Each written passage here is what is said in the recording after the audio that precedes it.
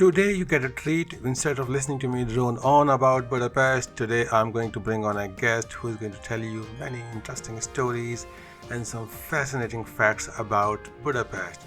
So let me roll the intro and then I'll introduce my guest. My name is Sunny and I wanted to create a podcast that would be like a campfire where you tell stories, share life experiences, sing songs, tell jokes and come home with great vibes. That's why I created Campfire Corner. Welcome to Campfire Corner with Sunny. Hello again, this is Sunny and you're listening to Campfire Corner with Sunny.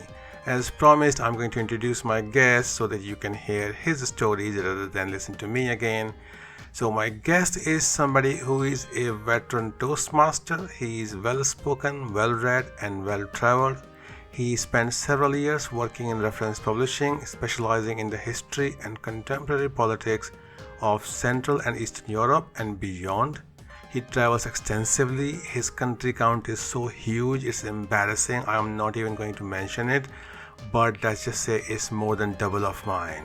Please welcome my friend Dominic Heaney.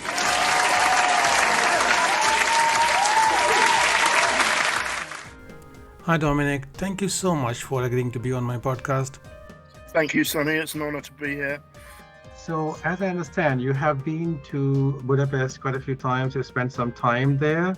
Yeah, it must be, I think, 6 or 7 times in total. Sometimes staying in Budapest for the whole of that time, and sometimes using it as a landing point to explore other parts of Hungary, because it's the obvious focal point of the country and the transport system and so on. So I think you do like the city if you've been there so many times. Yeah, I think it's a beautiful, relaxing, peaceful and charming place. It's a really elegant city, and I also think it has this interesting, like Hungary as a country, to me has this interesting location between Central Europe on the one hand, looking to the big Habsburg centres, places like Vienna, and looking in the other direction towards the Balkans and ultimately towards Istanbul or Constantinople. And I think there's a sort of tension pulling it in both directions, and both in the present day, but also through its history as well. So I think it's a borderland in that sense. And, I think Hungarians nowadays very much like to emphasize they regard their country as being Central Europe rather than Eastern Europe. So that makes a difference for them politically, I think. Well, that's maybe even more culturally than politically. Okay, cool. Speaking of culture, there was one thing that I did not experience while I was there in my short trip, and that was the thermal baths. There were quite a few thermal baths. I read about them a lot, but I didn't go to any of them. Have you been to any of them?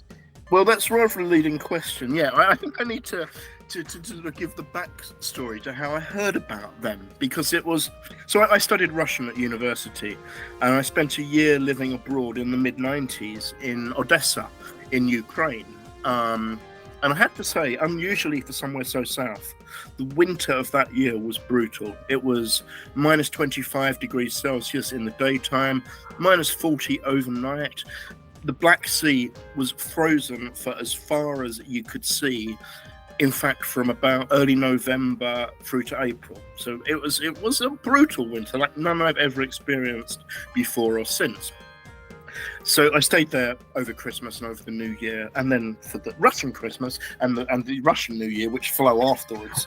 So there's a long holiday season from late December through to mid-January. And during that time, I knew the Russian tutor of a friend who was over there with me had gone away for a holiday to Hungary.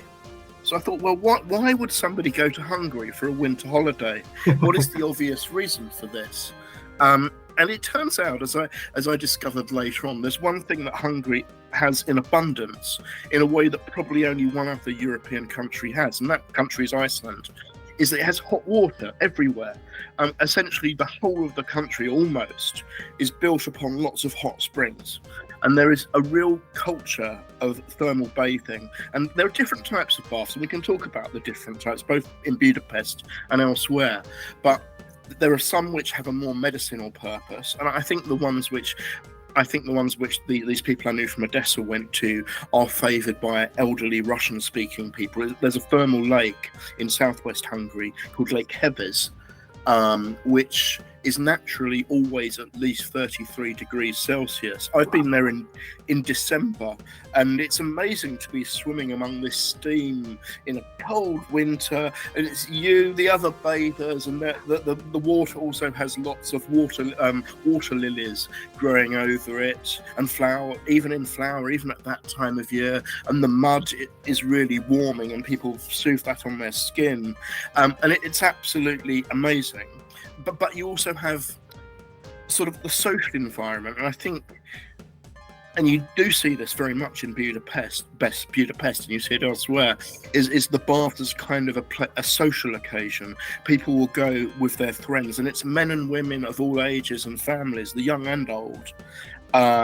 So you often have chessboards set up in the baths, and you'll see people playing chess in them for, having long, slow games. You'll see people drinking beer in the water in the baths, and they usually have restaurants attached, even if they're not fancy places. But there's a whole culture of people going to these places to socialise in a way that in Britain you might associate with going to a cafe or to a pub or to a restaurant. So it's not just the water aspect, there's a whole social aspect to it, which I find fascinating, and it makes me think of the Roman Empire or something in a way that really doesn't exist to anything like the same degree anywhere else in Europe.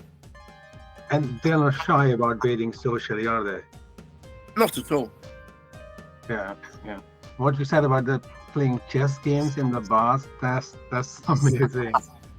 Yeah, it's amazing, and it's obviously something that is still going on, because on my most recent trip to Budapest last year, I felt I had to find. I was exploring some new baths. I think previously I'd been to maybe 4 of the baths in Budapest. Admittedly, the better known ones, the ones that have more international tourist visits.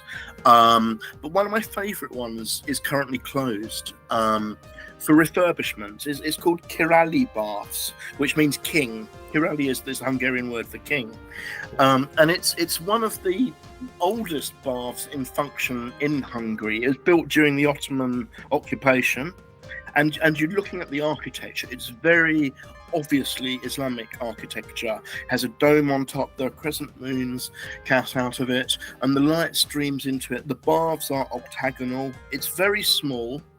And you also see you get senses of the rather turbulent history of Hungary in the signs of the walls, which are in a mixture of languages. There are some in Hungarian, but there are more in German and in Russian.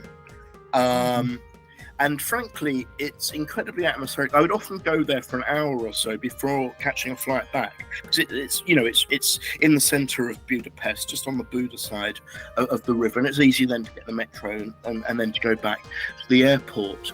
But frankly, it was decaying in quite an incredible way, and that actually added to its atmosphere. You were going to somewhere that you felt has been neglected for decades in this wonderfully hot water. Like, I think the main bath was probably something like maybe 32 or possibly 36 degrees Celsius, and then you have 4 little side baths around the side, which the warmest of which would be 42 degrees, which is really warm. There's recommendations of how many minutes you should spend in each of them, and then there's like a sauna and a steam room in the same place. And it's all wonderfully old-fashioned, and not least the changing facilities, because you can hire what they call a cabin, which is not an efficient use of space. You basically get a little mini room to yourself, and you can leave all of your stuff in there, and then sort of go back downstairs into the baths and just kind of enjoy the warm water and the environment, and just listen to and see what is going on around you. But it's closed now, so I had to find an alternative. We got on this on the chess thing, so I found an alternative, an absolutely fantastic set of baths called BudapestGo App, which from an English monarchy connotation is interesting. So I went from visiting the King baths to visiting the Elizabeth baths, and this was actually in the month that Elizabeth died. So and it is out in the suburbs of Budapest. The easiest way to get there would be to get a bus from the metro station nearest the airport, the legendary Kőbánya Kispest. And this is a set of baths which had been refurbished and modernised and basically almost built again from new. And I think that there was iodine in one of the baths there, which is unusual. And it's a concrete structure, but it's actually also a really atmospheric place. But even there, something that opened to the public in 2021. They've built chessboards that sit in places, so it's obviously like a long-standing tradition that continues to this day, and is considered worth cultivating via the public authorities who build and own these places. That's remarkable. My question, and this is the reason that I didn't actually go to one of the bars, is that if you're a new person, like a tourist coming in, you don't know the process, you don't know the customs and the cultural conventions. Would you be out of place there? How would you fit in? Okay, my answer to that is no, because I did that first as a tourist. I mean, it's probably easier if you were to go to the ones which are frequented by international tourists initially. And in Budapest, Kirali is closed, but you have the Széchenyi complex, which is a glorious I think there are 18 baths there, some outdoors with an enormous swimming pool outdoors, and many more pools indoors as well. I mean, and that is absolutely used to catering to international tourists, so that the people there will speak English. And frankly, the only thing I think that is maybe out of the ordinary, from a British person's perspective anyway, is that you have to put on a swimming hat when you go into the swimming pool section. I think it's generally fairly self-explanatory. There's also so many people around that you can imitate, and I think it's reasonably easy to follow. And I think that's more or less true at all of the settings I've been to in Budapest and elsewhere. So I certainly have been to places that aren't frequented by foreigners, and I suppose if you're familiar with how it works in one of those places, essentially the rules and the conventions and the ways of operation are not that different from place to place. Okay, and the hat that you spoke of, do you need to take it, or can you rent things there? Yes, I think that would almost always be the case. If they demand that you cover your hair in certain of the pools, it would only be the swimming pools. It would only be the ones that you're expected to really be underwater for some of the time. Then they would almost always sell or hire one. Okay, let's get to the next topic, which is about the food. So I was vegetarian, so I had very limited choices. But you told me before I went that the food will be remarkable there. So what kind of things can you recommend to our audience, and what kind of things to watch for? Okay, that's an interesting question. Yeah, the question of vegetarian food in Hungary. I can see that could in some circumstances be difficult to cope with. Now, there are certain things, I think, again, something that I think is quite specific to Hungary and possibly unique to Hungary is they have this tradition of what we call fruit soups. Although it's funny, I recently discovered that the Hungarian word for fruit juice, a literal translation of that is fruit soup as well. But nonetheless, they do make things which are identifiably soups, which are eaten all year round as starters. Probably the most common one you would encounter is from sour cherries, and they really like their sour cherries, specifically the sour ones. And I'm honestly not quite sure what else goes into these fruit soups. I think they're often quite creamy, so they're not going to be vegan, unfortunately, actually. But yes, so you get a cherry soup, or there's a peach soup and strawberry soup, and they're all incredibly refreshing because they're not too sweet, but they serve them as a starter, and they're not quite a sweet dish, but they're not quite a savoury dish, but somehow they work really well. But I suppose another place I would recommend for visiting, if you're there in the winter, and I really do recommend visiting in the winter, is I don't know how it has come back to life since the end of the COVID lockdowns and so on, but there was always a wonderful Christmas market in one of the central squares called Wodosmarty Square, Wodosmarty Ter, which is at the very end. It's the last station in town on the yellow metro line, and I mean, the dishes that you get there, they're all sort of arranged all around the square. I'm just trying to think what you could get that would be vegetarian. There are some things. You would have stuffed, something similar to that you find in Greece.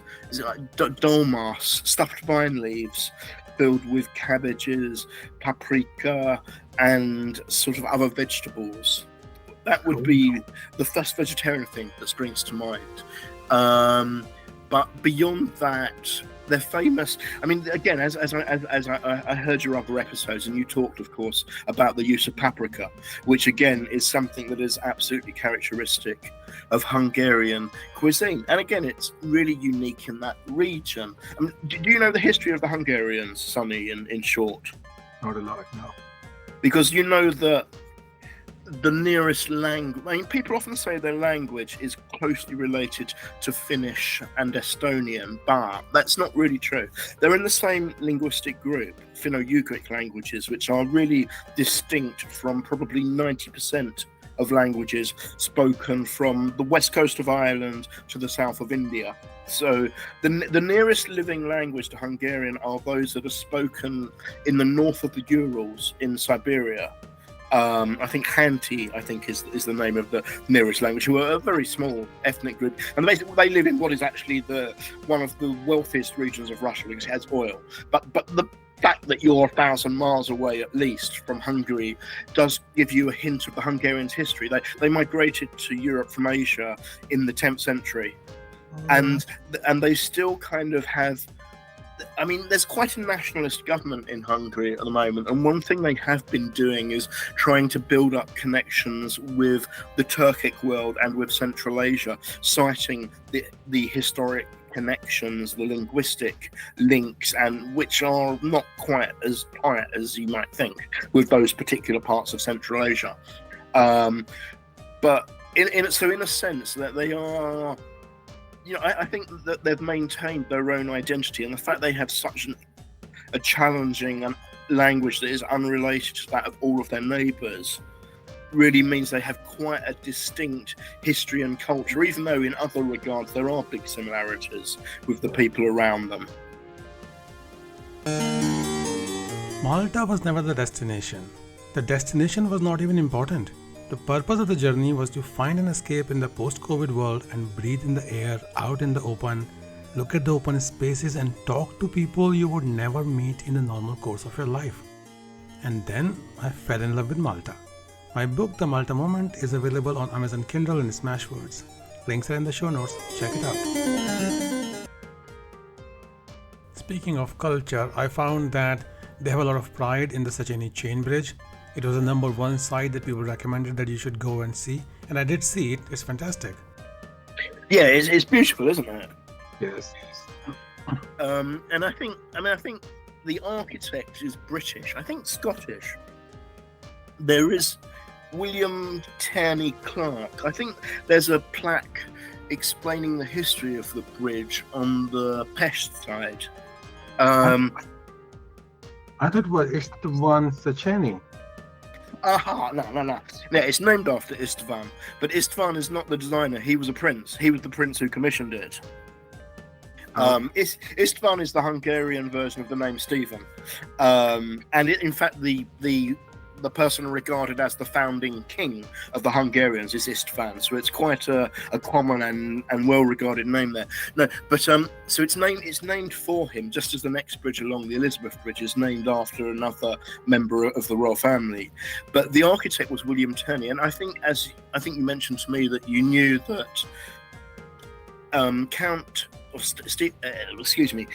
Istvan Secheny was aware of the suspension bridge over the River Thames in London, Hammersmith Bridge, and I thought this was exceptionally beautiful, and commissioned this British engineer to do something similar in Budapest. But the bridge in Budapest is in fact a larger copy of a bridge which the same designer had created over the Thames further upstream in England, in a town called Marlow in Buckinghamshire, which is maybe, I would guess, about 40 miles west of London. And if you go to Marlow today, the river is obviously a lot narrower there than the Danube is in the centre of Budapest. but it is essentially a smaller scale, identical copy of the same structure. So it's a fascinating little connection between a small and quite obscure but beautiful town and this imperial capital in Central Europe. I do find things like that really fascinating. When I went to Paris the first time, I looked at the tiny Statue of Liberty they have there on an island. Yeah. It's designed by the same architect who did the Eiffel Tower and the main Statue of Liberty in America. So yeah, I'm definitely gonna try. I took a picture with the Eiffel Tower and the Statue of Liberty in one frame. I had to walk a lot for that. And I'm planning to check out this bridge in Marlow as well. I've looked at the pictures and it looks really identical to the one in Hungary. So I'm going to check that out. Another thing that I really liked there, which was very famous, was this Andrassy Avenue. Oh yes. That's called the Champs-Élysées of Hungary. Have you seen that? Yeah, it's very, very elegant. It's very elegant as you walk along it. And did you notice some of the intersections are quite? Did you come across the octagon, which is like the four paths cross, and the buildings are shaped back in an octagon structure around the junction? Oh, I didn't notice that. Okay. And I think there's another. I mean, it's slightly less impressive. I suppose what we would call a circus, a bit further along. And then, as you continue it to the end, you come to Heroes Square, behind which you have lots of memorials to significant figures in the history of the country. And beyond that, you have a big park, which leads eventually to the zoo and also the Széchenyi baths as well. So I agree, it is kind of almost like the central organ of the city. And I'm trying to think, the Opera House is there, and I have been to the Opera House there. There last year. It was good because that's been closed for refurbishment for a number of years, and it is absolutely splendidly beautiful inside. In every way, it's sort of exquisite murals and tiling and paintings.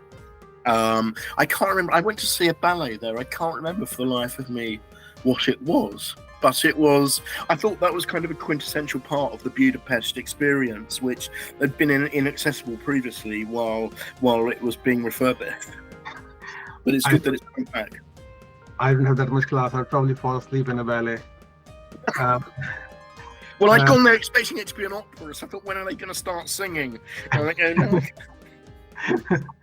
But you mentioned the Heroes Square, and behind the Heroes Square there's a small castle, and then there's the Museum of Antique Culture, and there's the Vaida Castle behind there as well, isn't it? Okay, I've not been into either of those, so I can't say anything interesting about them, I'm afraid. I've not been inside, but in front of the Vaida Castle there is a hooded figure, the statue of a hooded figure, which is called Anonymous. I'm not sure if you have seen that. Oh, I'm sorry, Sonny. I really don't know about that. I have seen it. Another thing I do remember from that part of town, on Andrassy Avenue, is a museum devoted to the horrors of totalitarianism. I think they called it the Terror House. Did you encounter that? I about it. I did not go in there. Okay, I mean, it's in the headquarters of the communist-era secret police. Yes. And there's quite a detailed museum exhibition. It talks about the period of being under Nazi occupation. Then there's a lot also about how the communists enforced their reign and dealt with dissidents, and you can go down and see the soundproof torture cells in the place, and it's very dramatic. In some cases, I would argue perhaps excessively so, like it in a way that almost becomes propagandistic. I think it's a little bit overdone compared with similar museums elsewhere in other post-communist countries. But I think it's a very, I mean, that's again the fact you've got the secret police with their headquarters on this grand avenue. You know, nowhere is too beautiful to escape their attention. It gives some idea of the character of that regime, maybe. I usually avoid places like that because they affect me very darkly. It's mood, and then I would not recover from that during my visit there. So yeah, I can understand that. I've been to ones that I found personally more shocking because they weren't overstated. I would say that. Yeah, yeah. Let's talk about something that's where we are going to have our disharmony maybe, because this is one thing which is very highly popularized there, which is the ruin pubs. And Yeah. you gave me a recommendation for the Simple Cut. Oh yes. Yeah, I went to that one, so I'll let you speak about them first as to what you like about them. Well, Simplica. I mean, I've been to a couple, and I suppose one of my trips to Budapest was arranging a 40th birthday party for a friend. So there were a group of us from all over Europe, and meeting in the centre of Europe seemed to make sense because I had close friends who live in both Bratislava and Vienna, which are both very nearby. Very nice, yeah. And Simplica, yeah, these ruined bars. I mean, they're buildings which fell into decay, I presume, during the 90s and that whole kind of period of upheaval and turmoil after the communist system and the economy collapsed. So they're buildings which have parts of the roof missing, and I mean, they often have garden areas, I think. I mean, I wouldn't claim to be an expert on them, but again, there's something that is characteristic of Budapest. So you didn't like what your experience was? You had a negative time there? No, I would not go that far, but when you were talking about the propaganda kind of thing, so I kind of felt that it was funky for the sake of being funky. So they were selling the funkiness now, which becomes a more touristy kind of thing. And otherwise, it was a nice enough place, and they had all the atmosphere that was advertised. So that way, I have no complaint to make. But it's not somewhere where I would hang out for a long time. Yeah, I can understand that. I think no, I don't think I would. They are blatantly aimed at international tourists. They're a bit overly expensive. There's a ridiculous token system, which is a scam and a swindle, and I couldn't get to grips with how that works. But I still think there's a certain atmosphere to those places. But it is, I agree, it is putting on an act. And I suppose as a native Londoner, I would say, no, only a tourist would go out in Leicester Square or Covent Garden. And I imagine native Budapesters would take that view. But I can also tell you something that sort of a chain of bars that really disappointed me in Budapest, which I was really interested in as the concept. So this is something quite odd. I don't know if you know, he died a couple of years ago, an English philosopher called Roger Scruton, who lived on a farm just outside of Swindon. And I suppose how would he describe himself? He would have described himself as something like a philosopher of modern conservatism. But he has quite a lot of followers in post-communist Europe, in particular because he did a great deal working with academics and teachers, particularly in what's now the Czech Republic, but also to some extent in Hungary, to help build the intellectual and civil organisation basis that helped to bring down and to replace communism. So he has a certain cult following over there. But what is really odd in specifically Budapest is his followers have opened up 3, they call them bars, but they're actually more like sort of restaurant come bars. There are 3 of them, one on the university campus, one very near the absolutely glorious Parliament building, and another one kind of towards that hipster ruined bar bit of Budapest. So I thought, well, next time I'm there, I'm going to go and see what are these Scruton places like. And frankly, what was disappointing about them, they lacked atmosphere, and again, they seemed very much an artificial implant. They seemed very much aimed at, I would say, like the people who work for international NGOs, rather than people with any long-term connection with Budapest. So which was not what I was expecting exactly. And sort of something they were lacking in atmosphere. They weren't friendly or welcoming. It was a little bit stilted and artificial. It was almost like going to drink in a library or something. So, which was not. I don't think Roger Scruton would have approved of that actually, but it was that was very peculiar. I mean, I think the whole concept of having bars in another city named after a recently deceased philosopher from another country is already quite strange. But yeah. To be honest, to give Simple Cut its due though, I went alone to that place, and I went in the afternoon, which was, I think, this is the worst time of the day to go to a bar, so it was not very full at the moment. And maybe if I had gone in the evening, I might have had some interactions with other people, locals and tourists, and then might have enjoyed myself. So my timing was wrong as well. I don't think you'd get many locals in there. I mean, I have been there by myself, like in the early evening, and I've been there with a group of people late at night. And yes, it's a much more social environment on the latter occasion, of course. Yeah. But no, I do agree. There is something a little bit artificial about it, and I really don't think many locals go there at all. It's good. One thing I really enjoyed in Budapest was the river cruise, because all their sites, the great buildings, are by the sides of the river on both sides, and they have some beautiful bridges. Have you taken any of those cruises, the day and evening?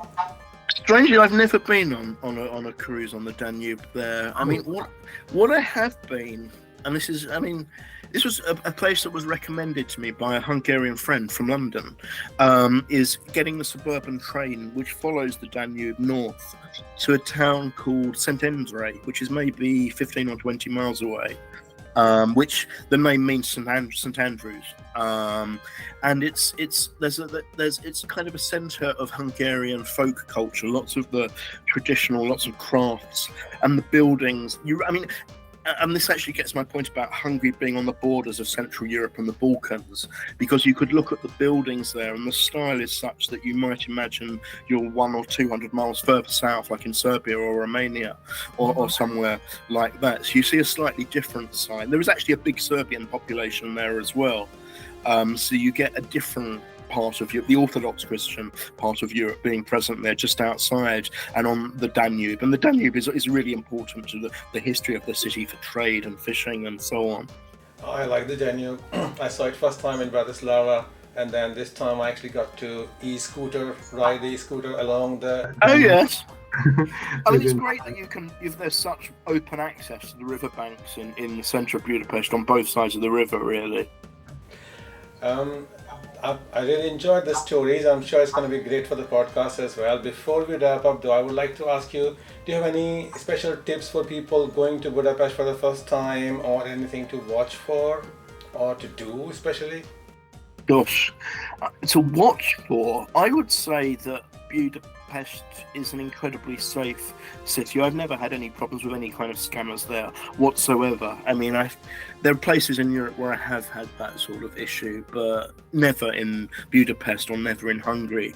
So I wouldn't worry about that. I think I would just encourage. I mean, the thing is, it's a big city and there's a lot that you could see. So I think do your research and find out.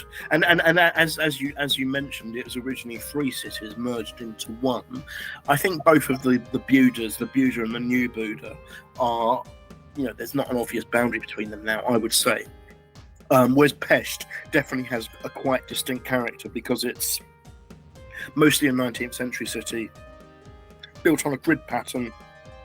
So it feels relatively modern and of the industrial age, whereas Buda, steeply uphill mostly, is where a lot of the old regal and still where the administrative buildings are, and a lot of the better museums or the more prestigious national museums are up there as well. So I would definitely advise seeing parts of both sides. Well, I don't know, but here's an off-the-wall suggestion. There's a series of contemporary novels written by Adam Lebor. He used to be the foreign correspondent for the Times in Central Europe and also in Russia. He's English. He now lives in Budapest, and he's written a series of novels, I think the Dahani Street novels, which are all based upon the experiences of a detective in the city in the present day, or 1990s, 2000s Budapest.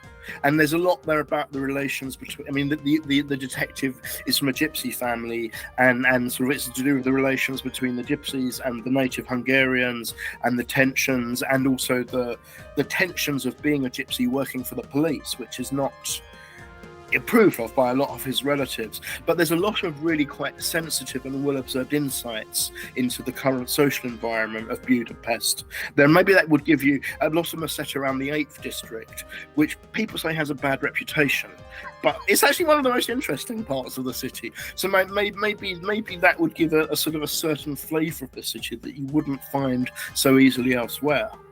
Are they in English, those novels? Yeah. The author is a native English speaker. It's his first language. So yeah. That's perfect, because I always give a recommendation to my podcast audience, and then this time you have taken care of the recommendation for me. Thank you. Excellent. Okay, so I'll wrap up here, but I have a feeling that we would like to have you back on here to talk about other cities and other parts of Europe later as well. Cool. Well, thank you, Sonia. It's been a pleasure. Thank you, I Dominic. wish you every success with the podcast. Thank you. That was my friend Dominic, and you have to admit he had some really funny stories to tell and so much insightful information for anybody going to Budapest. He mentioned that author Adam Lebor, I will put the links for his books in the show notes. And this is where we'll finish the episode today. Thank you so much for listening. I hope you enjoyed that. I'll wait for your feedback on the episode, and I'll see you in the next one. Thank you and bye-bye.